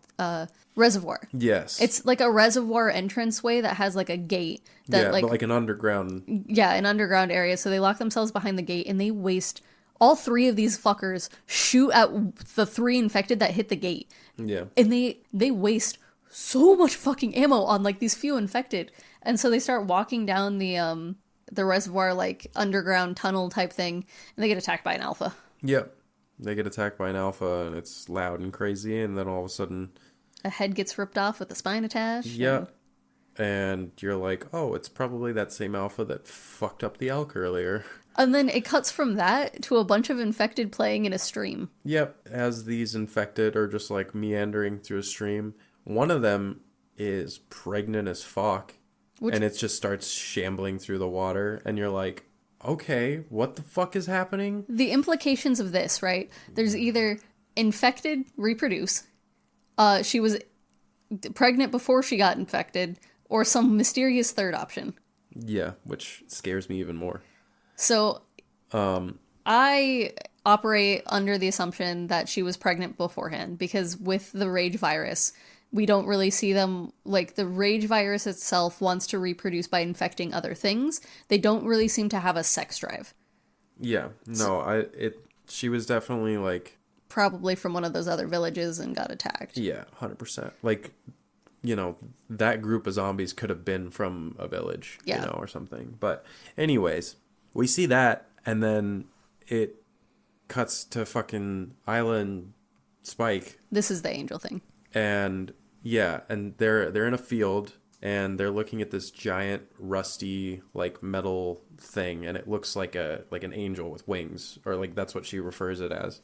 And she's like hallucinating that her dad is behind her, and she's like talking to him about like how they went to this spot when she was a kid, and how it's like, you know, my brain can't keep up with what she talks about here, because she talks about like some time travel falling into different years. And she said that, like, you know, she mentions that like he makes a joke about it only being that rusty because we fell into the future, and then she's like, I remember that because it scared the fuck out of me, and she starts laughing. And she's like, I wonder how far we've traveled this time. Was it 1,000 years? And I'm like, oh, okay, you're Delulu. Yeah, like, well, it's and really bad. One of the reasons she keeps hallucinating her dad is that she says Spike has her dad's eyes. Yeah, and so she starts calling Spike. Every once in a while, she'll call Spike dad or daddy, and then like he'll snap her back out of it, and she's like, oh, Spike. So it's not for very long, but it does happen, and it is a consistent thing, and that we'll see it again here in a little bit. So, an infected ends up walking up behind Isla. And This is Spike takes a fucking shot. He's like, don't move. And he shoots the infected, and it's... the really freaking emaciated one. It looks really... The facial structure made me think of, what's his name? Cillian Murphy. Is it Cillian Murphy? No, it's not. But that's why everyone thought he was going to be in it, because that zombie was like in the trailer, and everyone was like, oh my god. And it's Cillian Murphy. Yeah, but it wasn't. No, it looks like... just a guy who looks like him. Yeah, it looks like Cillian Murphy, super, super emaciated. Like pencil thin. He's a lone one, too, and you're like, oh, I wonder... This kind of goes back into, like, the animalisticness of them, like, if they started traveling in packs because it was easier to, like, get prey, because this guy is on his last leg. Yeah. And as Spike shoots it, the blood spatter gets onto Mom. Yeah, like on her face, and Spike's like, holy shit, don't fucking blink, and like runs up and like wipes her face, and luckily she didn't get any blood in her eye, but like, holy shit, that would have been something. And then we actually see that there are more infected. And they start getting chased into the gas station. They start getting chased, they get chased down a hill, and they get chased to a Shell gas station, which the S fell off of the sign, so it just says Hell, which I thought was insanely appropriate. I love that. So kudos to the director. We saw that happen, actually, IRL.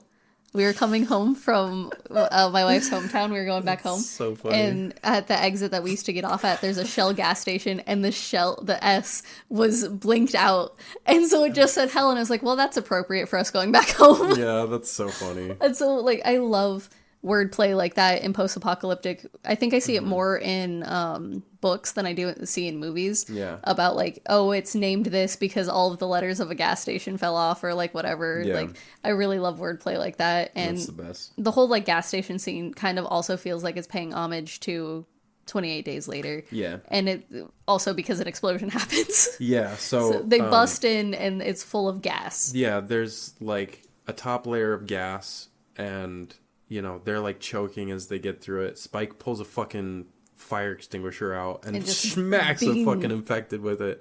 But they're scrambling through this place, and then all of a sudden, the like top hatch of the roof opens up, and the soldier is like, get down, and Spike and Isla drop, and the soldier starts shooting in, and it sparks off an ignition, and the place just fucking ignites. Everything inside catches fire but Isla and Spike. Everything above, like, 4 feet above.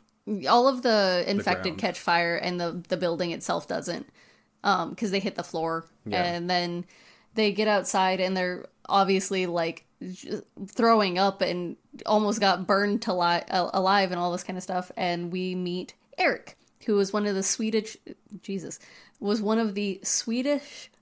why can't I say that? Swedish patrol, quarantine patrol officers that was on that boat that we saw before. Their boat crashed, which is like interesting to me because they have had quarantine boats for 28 years, give or take. What did they crash on that their boat, a Navy boat, got sunk? Yeah, I don't know.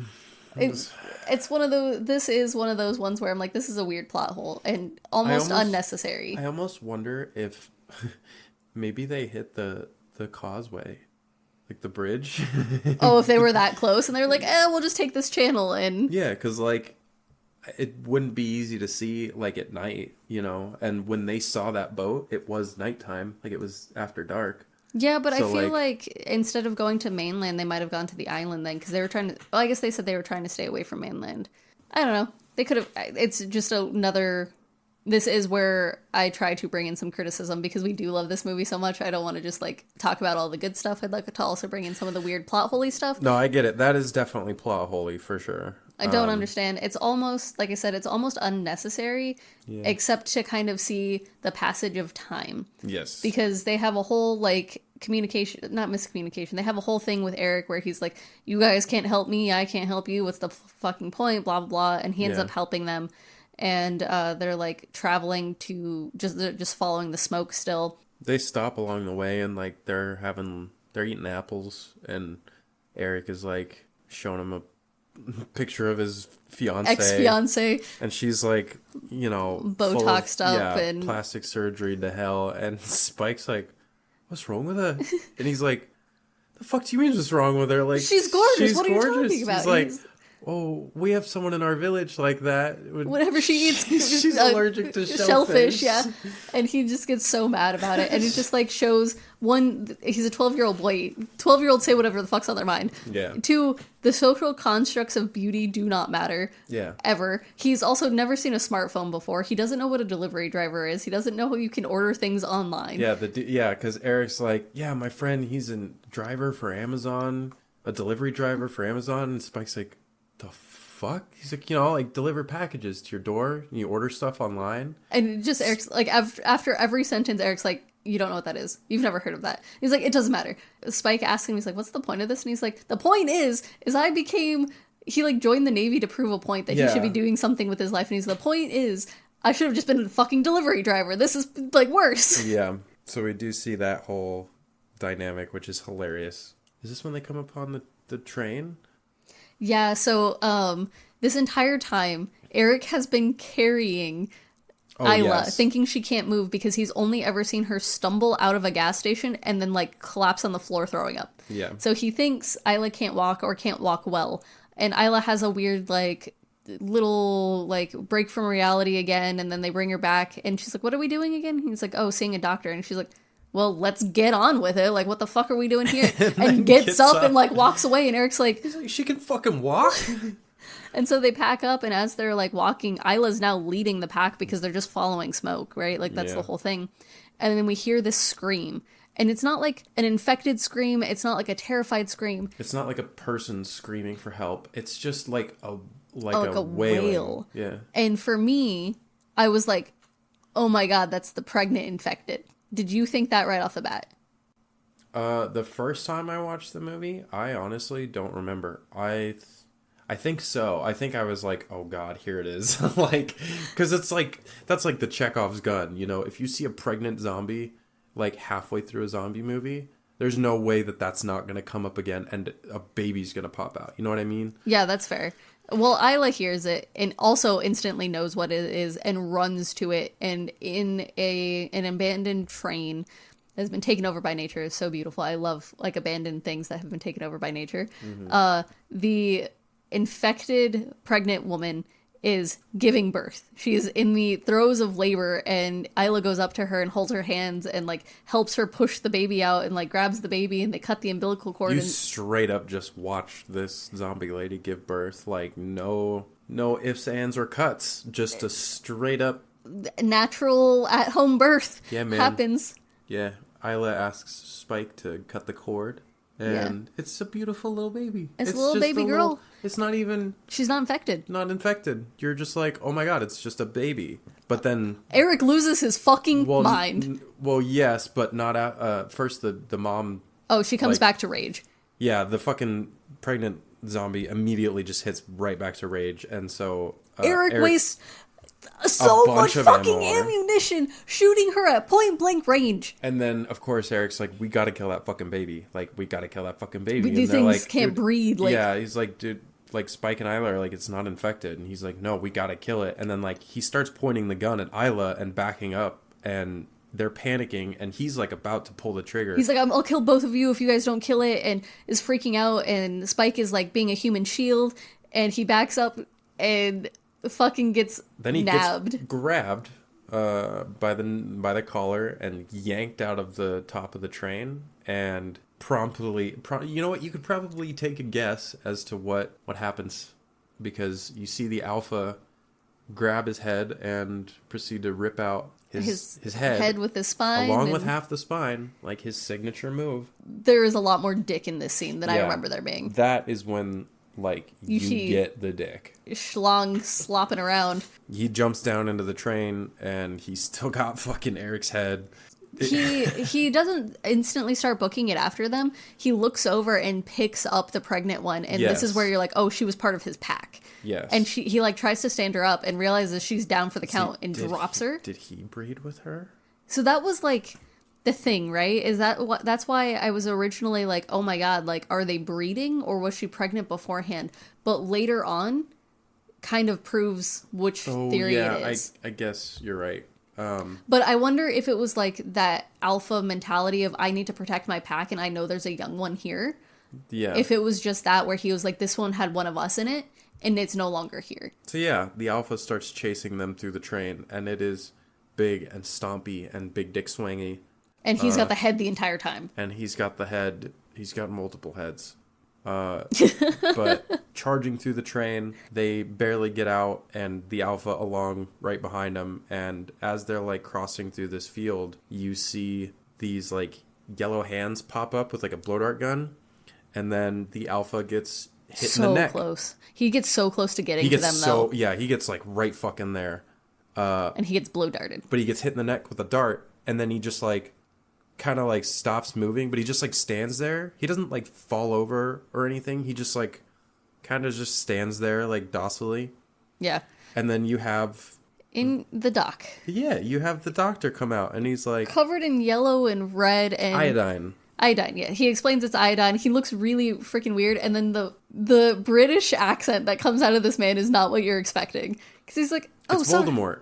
Is it? Yeah. You told me this last time. Every time I'm surprised. Yeah, that it's the this guy who is played Voldemort. So just picture him with a nose. with a nose covered in yellow iodine. And more weight on him. He's not Yeah. as skinny and frail and And he's skeletal. like, he said something about like the drugs that he used to knock out the Alpha, and then he mentions that the virus hates iodine. And how it helps protect him. Yeah. The dad's not wrong. Jamie's not wrong. He is odd, but he's odd in the way of an autistic doctor. Yes. He's maybe autistic isn't the right word. His special interest is doctor. So he talks about like all of these medical terms and all of these things, and he's just like he's been alone for a while. In the way that in our Trick or Treat episode, Rhonda talks about Halloween. That's kind of how this guy talks about like dead people and like Trick the or Treat infected. Trick or Treat comes out after this. Well, you're just gonna have to wait and see. Well, you'll see then. Yeah, you'll know what I'm the talking comparison. about. You'll know what I'm talking about. But we get him, and then we get Spike introducing. He's like, "I'm Spike. This is my mom, Isla. That's a baby." Yeah. And I love that part so much because he's like introducing. He's like, "All right, baby, Yeah. The doctor's like, okay, well, come with me." yeah, come with me. And he leads them back to his place, which, as you get there, it's like this giant, there are towers of bones and like skulls and things. Not like They're wrapped nicely to make They're- columns. yeah, It's they're not like they're yeah. like piles of bones. Like you're just there. No, they're not thrown. ramshackle piles. It's like nicely put together columns that like stack up to build like a monument. Yeah, and and like there's a bunch of them. It's almost like a bone monument forest. Yes, A small one. It's not huge, but like it's decent. It's Yeah. like It's really hard to explain. If you haven't seen the trailer, it's in the trailer. There are just columns of femurs and bones like all tied together to look like marble columns is the best way probably, to describe it. half a football field. Yeah, there's Of just like a circle of like bone columns, and then there's a giant pile of skulls in like the a middle. pyramid of skulls in the Yeah. center, and there is some stuff where I'm like, you just needed a This project, dude's- didn't you? Yeah, dude's old, or like he's been bored and alone for a long fucking And time. the juxtaposition, the difference between the village and his home, because you look here and he lives here. He's got like his little lawn chair and he has everything is out in the open. The only thing separating him from everything else is a waist high stream that he's like, oh, this helps keep them out. And I'm like, yeah, I guess because of the current, like they can't like use the ropes to get across, but like as we'll see later, it doesn't keep everything out. And he's just like living in the open. He's just living in this world so differently from everyone who has decided to close themselves off from it. Yeah, it's crazy. It's cool, like because he has a very different perspective on all of it. And, Oh, like, he also named the Alpha Samson. He mentions that when he takes the skull away from him. Like, right. this one I call Samson. I forgot. He's like, this one is Samson. He's been in the area for about 3 years now, and you're like, oh, okay. You're friends You're with him? that doctor. That's what we mean by he's odd. He has special interests. Yeah. He's definitely a guy I'd like to be friends with, but that's because I'm fucking weird. Anyways. I thoroughly enjoy the Doctor. I think he's great. he's a very fun guy. He introduces Spike to the concept of memento mori, which in Latin means remember death. I actually have a tattoo for her because any of you listeners out there who watched Unis Honest back in like 2021 or 2020, I don't remember when it came out, but Markiplier and Ethan, they did their thing. Yeah. Anyways. It's a big thing. He's got a tattoo for it. Yeah, memento mori. It's very cool that it got brought up because the Doctor is saying like, you know, remember that you must die, and it's like it's not about like the morbidity of being like, oh yeah, one day we're all gonna fucking bite the dust. It's like, no, remember that happens no matter what. So like, do what you can now with the time you have. Like, It's a nicer version of YOLO. yeah. I guess. It's like, live your life now because in the end we all die. It doesn't matter like really how you live. We all die the same. It's also like it can be taken in the perspective of like respect the dead, you know, because I think that's also how the Doctor was using it in a way, is like The Bone Temple is very off-putting when you first see it because you're not Yes. used to seeing that much bone and like know dead things, right? Like these are all dead people and you're not used to seeing that. And the way he talks about it is like it's beautiful, honestly. it's his church. Like the way he just like the reverence he speaks of it being like it is what it is. Like don't fear it, don't shy away from it. Like he says like behind each of these skulls a brain that had thoughts, and behind like in each of these sockets had eyes that could see, you know, the beauty behind all of it. Yeah, and like the Bone Temple again, it's not this like fucked up like Look at my kills. Yeah, it's like he erected these monuments to remember and honor the dead, and like there are so many dead, you know. Yeah, and that's like he continues to burn bodies and do these things. These are just the people he's found. Yeah. To again, because he takes Eric's head from Samson. Yeah. And fucking goes and burns it and cleans it off, and then has Spike go put the skull in like to add to the pile. You know, Yeah, he's and like give Eric a nice place. Yeah, like a nice place. But he also talks about like the fragility of it because Spike accidentally knocks him down and he's like, oh, it's not holy in that manner. It's like time will degrade all of this stuff. It's like all this stuff's gonna fall apart whether I take care of it or not. Yeah. So like don't. He's such okay. a like gentle character in this Yes. harsh world. Yes, which is so. I think it's refreshing Yeah. And like it definitely like because the movie takes a tonal shift. Because at this point, you know, after like he's kind of talked to Spike about all this, like, well, he explains the baby. yes, so he essentially is like, oh yeah, like my theories were probably correct that like the placenta essentially prevented The infection from spreading. yeah, the virus from like reaching the baby. And I don't know, do you know anything about that? Like viruses spreading? Because I feel like it was a big thing with like HIV, where like if you have HIV, your baby will have HIV. I don't know. I honestly have no idea. So I don't know. Just the way he says it, though, is like, the wonders of the placenta. It's just like, it's so cute in the way he just talks about the human body and like just all of these things. I don't know if that's accurate. I don't know if like the placenta would protect a baby from a virus like rage, but it is nice to think of. But it is like, I guess that technically would make sense. But I think that's why we say that the theory that the pregnant zombie was probably a pregnant lady who got infected, because then like she was pregnant and the baby had already been like, the placenta was already there, right? Like, protecting it. So that's why our theory is, you know, more soundly the former. But anyways, we eventually finally get the doctor assessing Isla. And he does like, you know, a full medical exam. And checks her lymph nodes and does like a breast exam. Yeah, and does all the stuff. He goes through the ropes. As soon as he's like, can I touch your breast? Like, can I examine that? I was like, oh, fuck. That's when it clicked for me what it was. Yeah. So he sits them down and essentially like tells both Isla and Spike that, yeah, she has cancer. It's unfortunate because Isla knows what cancer is and what that means for her. Spike doesn't understand that cancer is not something that you can cure, like the cold or anything he's ever had to deal with. Anything that he's dealt with.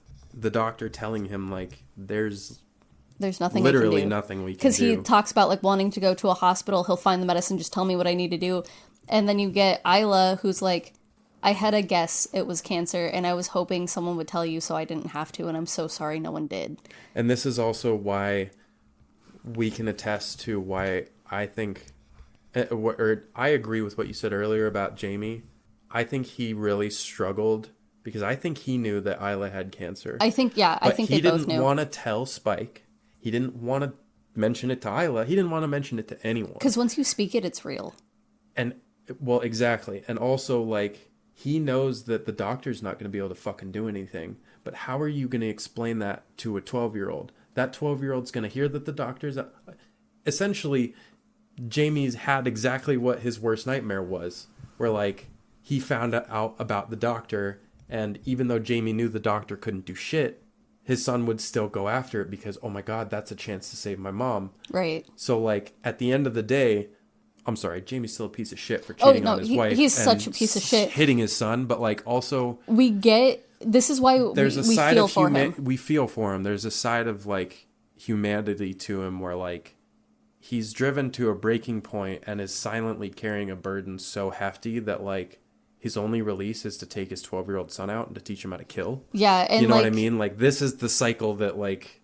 Especially... for Jamie, knowing what cancer is, and like they didn't even have the hope of chemo or drugs or any type of hope at all. Like you just had to write it out, and like seeing him collapse in on himself all of the time of like she's having a fit. I don't think it's because he's like, oh, my wife is doing this thing again. It's not dread of like having to go up there and deal with it. It's the dread of not knowing how to help her. Yeah, it's the dread of like every time he goes up there, it's a little worse than last time. And like that feels like shit. He's slowly watching his wife die, and not in the like, I don't want to say the normal way of like chemo not working, in the worst way of before we even knew how to treat cancer, right? Yeah, and the fact of the matter is, he probably saw a world where cancer was starting to get treated, and now even knows like that's not even an option. Yeah, I mean, he could be spending his free time dreaming about the outside world and what kind of treatments they could possibly have for her, but they can't do fuck all about it. He's got to sit on this tiny little island.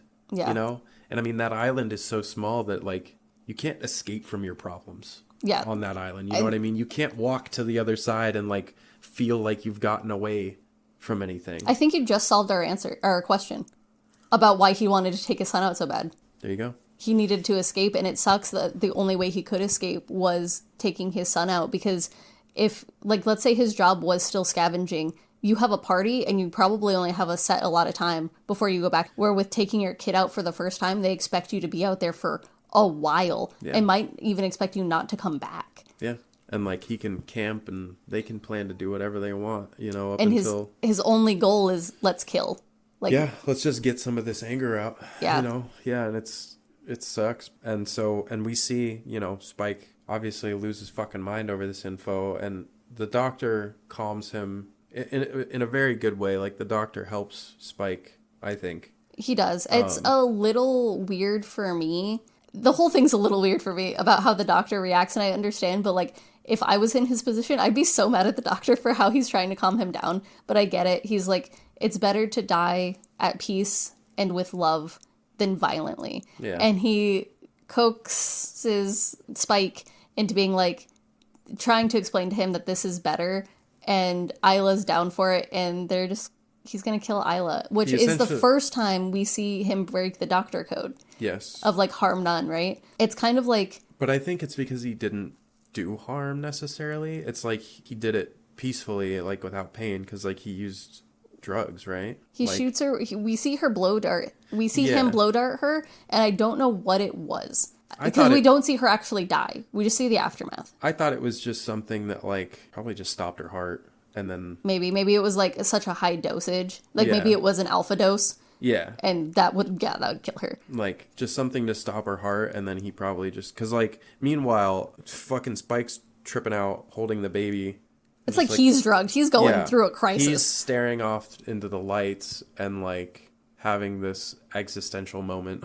He's, like, sorts. Singing to the baby. You know, this really, like, crazy... I shouldn't say crazy. Like, ethereal music almost is playing. It's, like, very, like, heavenly almost... Yeah, and it's just the music. We don't hear any, like, Foley or character sounds. It's just the music, and we're getting cuts back and forth, and then the doctor shows up with a skull. Yeah, and hands it to Spike, and you're like, oh my god. Okay, way to traumatize a 12-year-old. But... And I literally have that in my notes, like, this kid has been traumatized to hell and back, but, like, you expect a lot of that from this world. This is the most traumatizing thing he has experienced, in my opinion. I will say, though, like, the doctor is doing it in his way to try and show Spike that, like, again, memento mori. Like, he does. This is a part of it, and... He tells Spike to find the nicest spot. He gives Spike the skull and tells Spike to find the nicest spot. So Spike literally climbs all the way to the very top of the skull pyramid and places her skull right at the top, and then they sit there and they watch the sunrise together. This is a part of the movie where a bunch of Redditors hated on it. They're like, why would she leave her son to fend for himself, blah, blah, blah. Homie, like, even... She was gonna fucking die. She was gonna die either way, and literally her son has been training his entire life for this. Yes, we just shat on how bad he is at, like, for this job, but that's literally all he's been trained for his entire life, is to be able to survive this type of environment. Also, I'm sorry. At that point, too, if I was her, I'd be like, yeah, dude, I'm either going to stay with the doctor or I'm just going to die because I'm dead weight to you. I will slow you down. Yeah. I can't fight. I can't, you know, run as fast as you. And it's only going to get worse as the cancer ggets worse. Well, and she also talks about, like, how she knows she's losing her mind and she doesn't know, like, what to do about it, because she's like, I say things and I know I, like, don't mean it that way, but I still say them. And she talks about how she's losing her mind, and, like, I could not imagine being in a situation where you can't even trust your own head. Yeah. Like, I feel for her. Yeah. Like, fucking, you go out on your own terms. Like, you do it. Yeah, like, dude, 100%. No, people just don't fucking get it. Yeah. People don't understand, like, depth when it comes to some of this stuff. No, this whole movie is what I think, like, because everyone talks about, like, this isn't a masterpiece, like, 28 Weeks Later, and it's like, 28 Weeks Later is such a shit movie. If you're trying to say that this doesn't live up to that movie, then you're an idiot. If the virus comes back, we can kill it. Like, fuck off, man. Like, you only like surface level movies. Bro, I'm crying because Spike just had to put his fucking mom's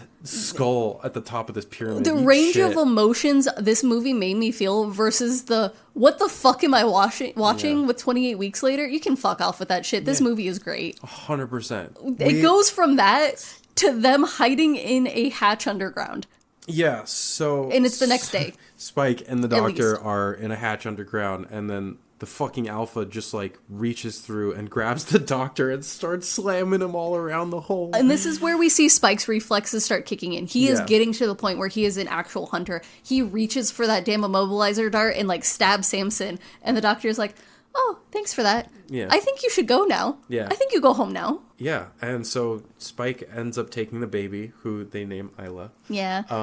And he writes a note that he... We get his narration of as he's traveling. Yeah, so we get his narration of the note that he writes, and as this is happening, we get, like, cuts to, like, his dad, the gates opening at the mainland, and then, like... Jenny finds the baby. Jenny finds Isla laying there along with the note. She's in a little grocery basket. Yeah, but Spike is basically like, Dad, I'm fine. Like, don't come looking for me. I'm just going to keep going for a while. Like, I'll come back when I'm ready. I'm going to And walk until I can't see the coast. Like, Yeah. he just needs to figure some things out. This is the fucking great shit. So, like, we get back to, well, so... So that was after the Alpha, we get a 28 days later screen. Yes. And so the baby gets dropped off at the island. He's living on his own. We get this narration. He's like catching fish and existing. And you can tell this kid is still young because he picks a really bad area to cook a fish. Yeah. He's in an open area next to the road. Technically he gets 2 viewpoints, but like there's a giant forest behind him. He is not closed in very well. Yeah. And infected start coming. He takes out one infected, he takes out another, and then a horde is coming and he's like, oh fucking shit. And he books it down the road. And comes to like a dead end. It's like the road it's has like a bunch been of piled up cars and like a bus. Or like No, it's just rocks. It's just rocks? It's just rocks. What am I thinking of? I don't know. Because the road's blocked by like a rock slide. Is it just a rock slide? It's just a rock slide. Wow, my brain literally said that, like, it was, like, piled up cars. No, That's fucking crazy. I mean, there might be cars in the rubble and stuff, but No, I think there's, like, a couple on the road. maybe. But, The major thing, and Wow. standing up top is a man in a purple tracksuit with blonde-ass fucking hair covered in gold chains and a shit ton of rings. he's got a grill, like the teeth, you know, like the diamonds on the teeth. And he's like, he says something about like, oh, that's a great shot. Do you mind if we take it from here? And you get a shot of like the horde coming, and Spike is like, yeah, fucking go for it, yeah.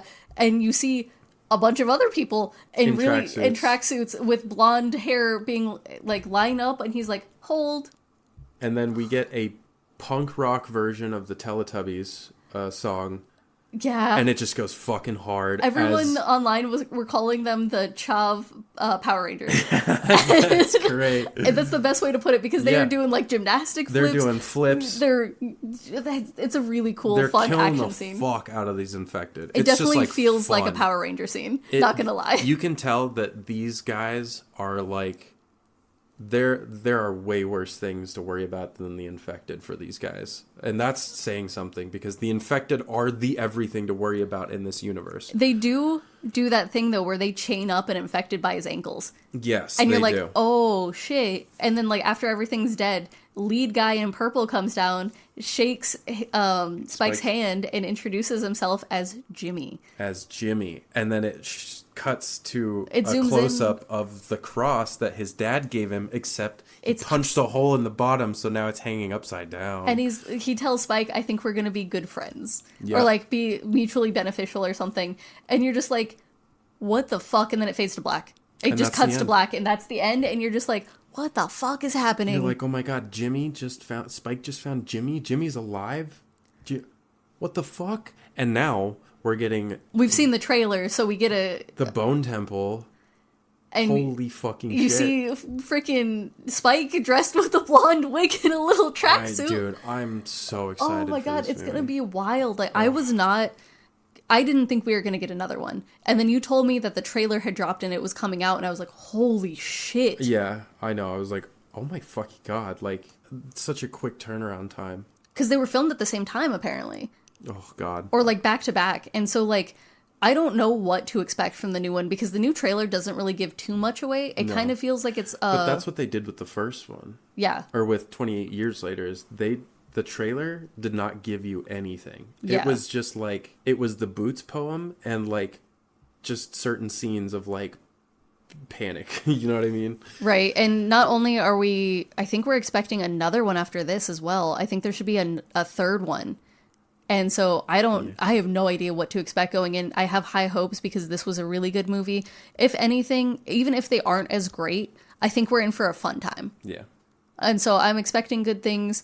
We also recommend this movie, obviously. Oh, yeah. We've covered all three, and this is the only movie series so far where we've covered all of them because we did cover Grave Encounters, but haven't done the second one. Let us know if you want us to cover the second one. We are going to be doing the Grave Encounters reboot with Justin Long once that comes out. What the fuck? Like, did you know about that? Your wife sent it to me, Yeah. And I was like, no fucking okay, way. Yeah, like, I know. I'm excited, I guess. I guess he's playing Lance. I'm assuming he's playing Lance, Yeah, right? Like, I think so. I'm stoked for it. Yeah. Very interesting things to come in the movie world. We got a lot of good stuff coming out. There's actually going to be a prequel to the movie that we're going to be doing for our Halloween episode. Okay. Yeah, they're going to be doing, and I'm so excited for that because that's the one I wanted to watch with you. The prequel or the one we're doing? The one we're doing. Okay, yeah, because we are gonna. I have not seen the one we're doing for Halloween, so we're gonna watch that together. Very excited for this. We have lots of things coming up. We also have a Patreon that is not published yet, I don't think. But look for that in the next coming weeks. If you guys like us enough, we are going to start looking into some more bonus content. If you guys have anything you want to see from us, let us know. We are working on video episodes that will be coming out on our YouTube channel that is up, but it has nothing on it. We have a lot of stuff coming. So yeah. Also, if this is just a way longer episode, we might just make extra content later down the line. Like maybe you gotta figure out how to get to that stuff, but we'll figure that stuff out. We're doing so much behind the scenes. Thank you to everyone who's been listening thus far. God. Yeah, thanks for listening to us talk about so horror much fun. movies. I fucking love this movie. Go watch it. Thank you for listening to this week's episode. Follow our Instagram and threads at No Cell Service Pod. Until next time.